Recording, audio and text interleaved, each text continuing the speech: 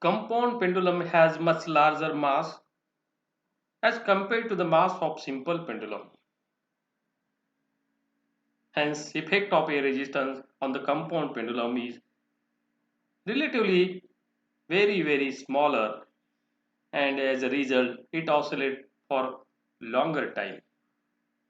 For that, we can find the time period for a very large number of oscillations, maybe 50 oscillations, 100 oscillations, or more than that, and obtain the time period more accurately. Compound pendulum oscillates on the whole, and hence there is no lag between different parts of the pendulum as we have seen in case of simple pendulum. Lag can occur between the bob and the string in case of simple pendulum, which is minimized in case of compound pendulum, which is of any size, any shape. As you are observing in this diagram, compound pendulum, about the compound pendulum, we are considering here what is there in compound pendulum. So, as you are observing in this diagram, O and O dash are drawn, C is written here, C dash is written here, theta angle, mg, all points are mentioned there. In this diagram, O is called point of suspension and O dash is called point of oscillation. Theta is called angular displacement and C is called center of mass. The point which we call point of suspension, from where that compound pendulum oscillates to and fro horizontally into the free atmosphere. And so number of oscillations we can measure. So initially keep that compound pendulum at theta is equal to 0 position. It means there is no displacement of the compound pendulum about its point of suspension. It remains steady. When we are taking it either side at a certain distance, angular distance, we can say at a theta, then release that compound pendulum. So it oscillates, it starts oscillating. Now, certain force which tries to take that compound pendulum back to its original position. The forces acting on the body are the weight mg at the center of mass and the contact force by the support at O. Now the torque tau of mg about the axis of rotation has magnitude mgl1 sine theta. This torque tries to bring the body back to equilibrium position. It means that torque tries to make theta angle 0. It means it trying to stop angular displacement. It tries to take that body at a steady position. Hence, it is called a restoring couple. And that restoring couple is denoted with the letter tau. So tau is equal to minus mgl1 sine theta. Tau produces an angular acceleration due to theta by dt2, and the equation of motion of a body is given as I into d2 theta by dt2 is equal to minus mgl1 sine theta, since capital R is moment of inertia. d2 theta by dt2 is equal to minus mgl1 sine theta divided by I. d2 theta by dt2 plus into bracket mgl1 divided by I into sine theta is equal to 0. Since sine theta is approximately equal to theta, because we are displacing it with a very small theta, for a very small theta, that is why sine theta becomes only theta, and that is why d2 theta by dt2 plus omega square theta is equal to 0, where omega is equal to under root of mgl1 divided by I. d2 theta by dt2 plus omega square theta is equal to 0 is a second order differential equation, and this is a equation for simple harmonic motion. Now time period is given as 2 pi divided by omega. The time period t1 is equal to 2 pi into under root of I divided by mgl1. Then I is equal to ml1 square.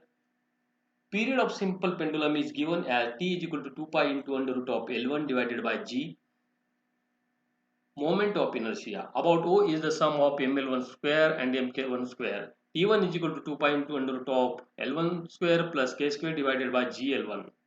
This can be written as T1 is equal to 2 pi into under root of L1 plus k square divided by L1 whole divided by G. L1 plus k square divided by L1 or L1 square plus k square divided by L1 is called length of equivalent simple pendulum. Now we will see maximum and minimum time period of compound pendulum. You are observing this diagram. T1 is equal to 2 pi into under root of L divided by G, where L is equal to L1 square plus k square divided by L1. Time T1 is minimum when L minimum, that is dl by dl1 is equal to 0, or d by dl1 into bracket L1 square plus k square divided by L1 is equal to 0, or d by dl1 into bracket L1 plus k square divided by L1 is equal to 0, or 1 minus k square divided by L1 square is equal to 0, or L1 is equal to k. From this, when L1 is equal to k, the period of oscillations is minimum, that is T minimum. So T minimum is equal to 2 pi into under root of k square plus k square divided by G key, or T minimum is equal to 2 pi into under root of 2k divided by G. Now we will see center of suspension and center of oscillation.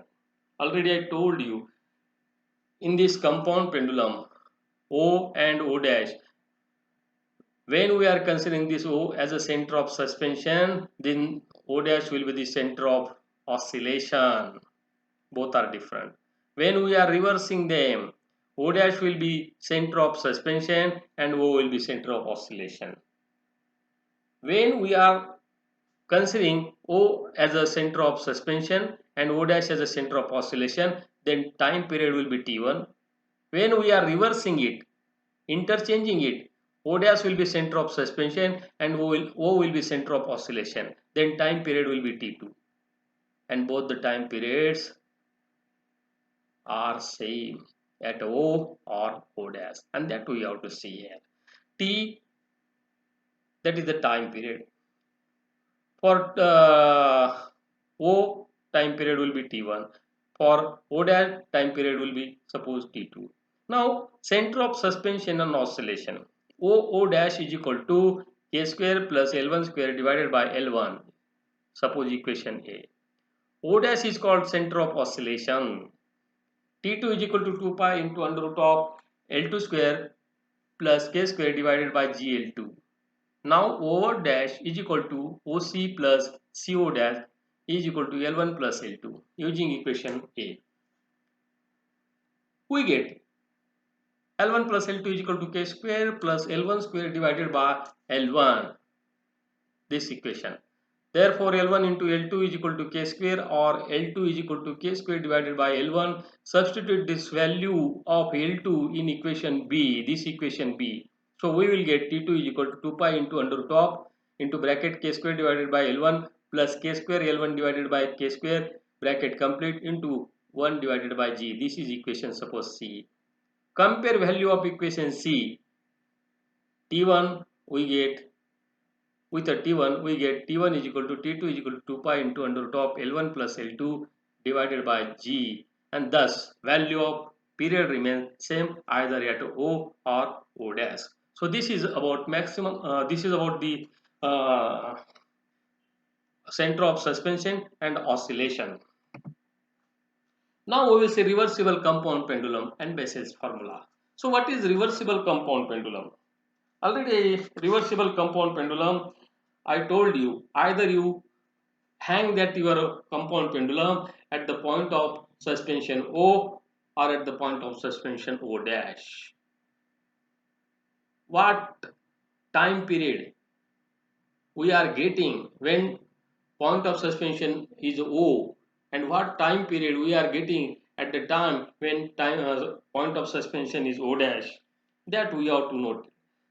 We know that time period t is equal to 2 pi into under root of L by g. We can write as g is equal to 4 pi square into L divided by t square. Both t1 and t2 are not exactly equal, but if they are nearly equal, then value of g can be calculated. For that, Bessel developed a formula, and that is t1 is equal to 2 pi into under root of L1 square plus k square divided by L1g, and t2 is equal to 2 pi into under root of L2 square plus k square divided by L2g. Further, there is a same thing which we have seen, 4 pi square divided by g is equal to this, and further after making this rearrangement and adding subtracting L1 t1 square minus L2 t2 square in the numerator on RHS, we get this equation. And finally, whatever the equation we are getting, 4 pi square divided by g is equal to t1 square plus t2 square divided by 2 into bracket L1 plus L2 plus t1 square minus t2 square divided by 2 into bracket L1 minus L2, and which is Bessel's formula. Now we will see Crotter's reversible pendulum. Actually, to calculate exact value of acceleration due to gravity,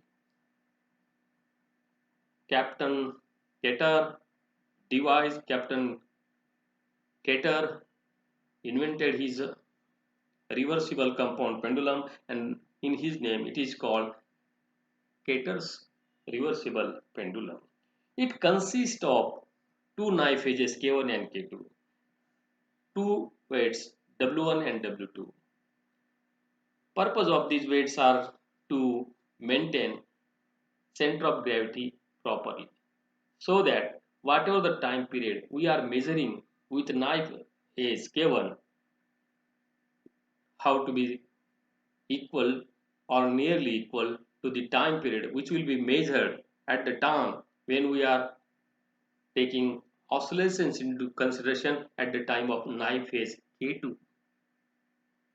So we have to arrange W1 and W2, K1 and K2 in such a manner that we will get nearly equal time period of both K1 and K2.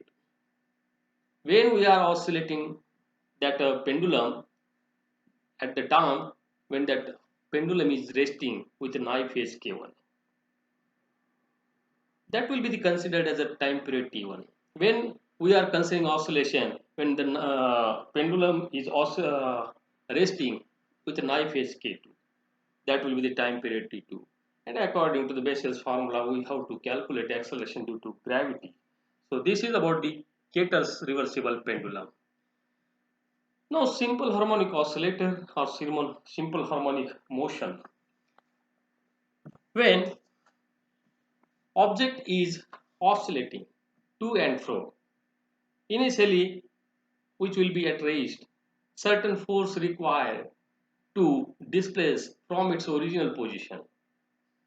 Take that object into the either side and release it from certain angle, that is the angular displacement.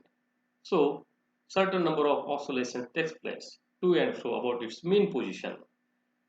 But one of the force which is acting on that object, which is acting on that oscillator, or we can say pendulum, which tries to take that object to its mean position, to take that object at a steady position, and that force which is responsible to take it at a steady position is a restoring force, and which is equal to minus kx, where k is called force constant. This k is called force constant. We know according to Newton's second law of motion, F is equal to ma is equal to m is not written here, m into d2x by dt2. So equate equation 1 and 2, we get m into d2x by dt2 is equal to minus kx. That is d2x by dt2 is equal to minus k by m into x, that is d2x by dt2 is equal to minus omega square x. That is d2x by dt2 plus omega square x is equal to 0, where omega is equal to under root of k by m. It is second order differential equation, and solution of it is x is equal to a cos of omega t plus delta. Now period of oscillations T is given as T is equal to 2 pi divided by omega. Frequency of oscillations is F is equal to omega divided by 2 pi, and which is equal to 1 divided by 2 pi into under root of K by M. So this is about the solution, frequency, time period of the simple harmonic oscillator. Now we will see relation between simple harmonic motion and uniform circular motion. As you are observing in this diagram, this is diagram A and this is diagram B. So what is given here and what is given here? Now consider diagram A. Diameter CD is given there in diagram A along x direction. Now consider particle Q, which is given in this diagram A, and that particle Q, which always remains at the foot of the perpendicular drawn from P on the CD, or Q is projection of P on CD. When P is at D, suppose this point D, when P is at point D, when P is at D, Q is also at D. Both are at the same place. As P moves along the circumference in this manner, along clockwise direction, from D to P1, P2, P3, P4, P3 at point C, like this. They are moving along the circumference. As P moves along the circumference for different positions of P, P1, P2, etc. The particle Q takes the corresponding positions Q1, Q2, Q3, etc. Thus particle P keeps performing uniform circular motion. Now the particle Q moves to and fro between the end point C and D continuously, and of the diameter with the center of O of the circle, which is the mean position. Look at the diagram B, this diagram B. So O is the center, CD is the diameter, and Q is the point as shown in the diagram. Let P start its motion from this point. We have denoted here P0. Let delta be the angle that position vector OP0 makes with the x-axis. Let the particle P take time to move from P0 to P1. Then angle P1 OP0 is equal to omega t. When the particle P is at P1, Q is at Q1. At a distance x from O, the mean position, so displacement of Q at time t as shown in the diagram B. This is the diagram B. So this is about the uniform circular motion and SHM, how they are correlating with each other. Now we will see two-body harmonic oscillator. So what is two-body harmonic oscillator? Now look at the diagram. Two-body simple harmonic oscillator, it consists of two masses, this mass M1 and this mass M2. They are performing simple harmonic motion such that M1 exerts force on M2 and M2 exerts force on M1 on one another. We call it coupled oscillator. Now consider two-body oscillator consists of two masses M1 and M2, and they are connected with a certain spring. We assume that spring constant is suppose K, and masses can now move along x direction. So frictionlessly they are moving along x direction. Now period of this oscillator can be given as, suppose at any instant of time length of the spring is increased by x, then the spring will exert an inward restoring force kx on each mass. Now that force is, suppose restoring force is suppose minus kx. Let x1 and x2 are the displacements of masses m1 and m2 respectively from their mean position or at the time when spring was unstretched. Now consider x is equal to x1 plus x2.